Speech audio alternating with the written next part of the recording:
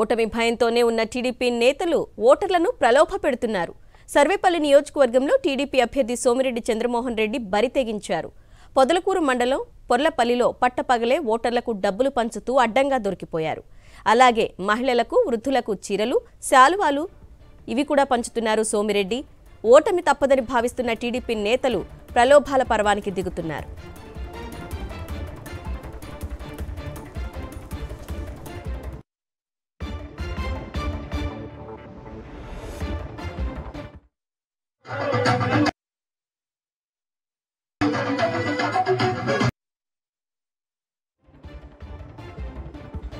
Right, ఈ ఘటనపై updates మా ప్రతినిధి వెంకటనారాయణ అడిగి తెలుసుకుందాం. వెంకటనారాయణ, విజువల్లో చాలా క్లియర్గా కనిపిస్తోంది.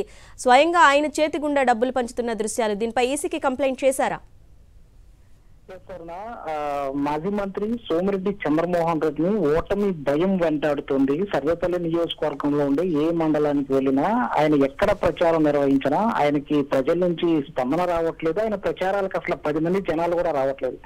దీంతో ఓటమిని ముందే గ్రహించిన ఆయన ఓటర్లను ప్రలోభాలకు గురి చేసేందుకు సిద్ధమయ్యారు. పట్టపగలు పొదలకూరు మండలం పార్లపల్లికి సంబంధించి పట్టపగలు ఓటర్లకి డబ్బులు పంచుతూ ఆయన అడ్డంగా బుక్ అయ్యారు. ప్రధానంగా గ్రామాలలో ఆయన అనుచరులు డబ్బులు పంపిణీ చేస్తున్నట్లు తీవ్రమైన విమర్శలు వస్తున్న నేపథ్యంలో ఆయన కూడా స్వయంగా మాజీ మంత్రిగా ఉన్నారు, టీడీపీలో పొలిట్ బ్యూరో సభ్యులుగా ఉన్నారు.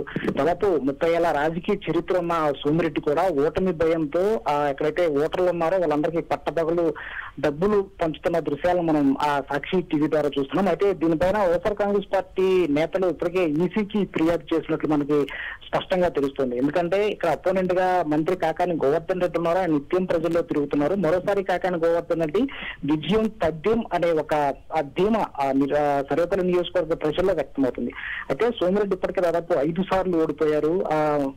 ఈసారి ఎలాగైనా గెలిచి తీరాలి, ఓటర్లకి ఎంతైనా డబ్బులు పంపిణీ చేయాలి, ఎంత వేల రూపాయలైనా ఓటర్లకి ఇచ్చి ఖచ్చితంగా గెలవాలనే ఒక లక్ష్యంతో సోమిరెడ్డితో పాటు ఆయన తనయుడు రాజగోపాల్ రెడ్డి, ఆయన అనుచరుతనమంతా సర్వేపల్లి నియోజకవర్గాన్ని ఒక జల్లిడి పడుతున్నారు.